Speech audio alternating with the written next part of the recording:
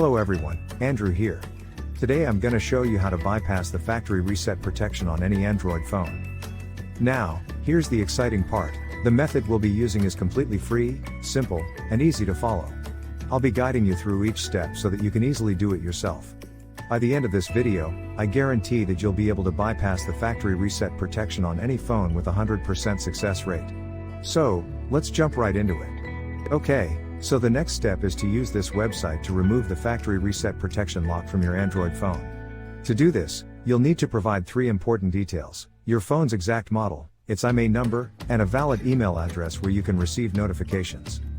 Now, you might be wondering how to find your phone's IMEI number. Well, there are several ways to do this. You can check the back of your phone, the original box it came in, or even your carrier's website. Your account details may also have the IMEI and serial number of your device. If you have a sales receipt or contract, you may find the IMEI and serial number there. If your phone has a removable battery, you can check underneath it for the IMEI or serial number. However, if your phone doesn't have a removable battery, don't try to remove it or you may damage your device. Once you have your phone's IMEI number, you'll need to fill out a simple form on the website with your phone model, IMEI number, and a valid email address. This is where you'll receive a notification when the factory reset protection has been removed. After you submit the form, your request will be processed, and you'll receive an email notification when the factory reset protection removal process is complete. I'll show you an example of what the email should look like by logging into my personal email account.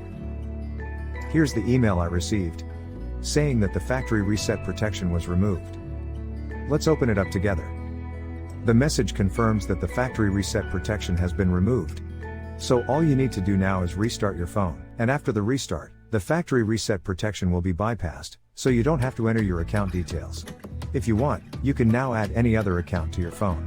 As you can see, it's very simple to bypass factory reset protection without installing any expensive software or using methods that erase your smartphone's data.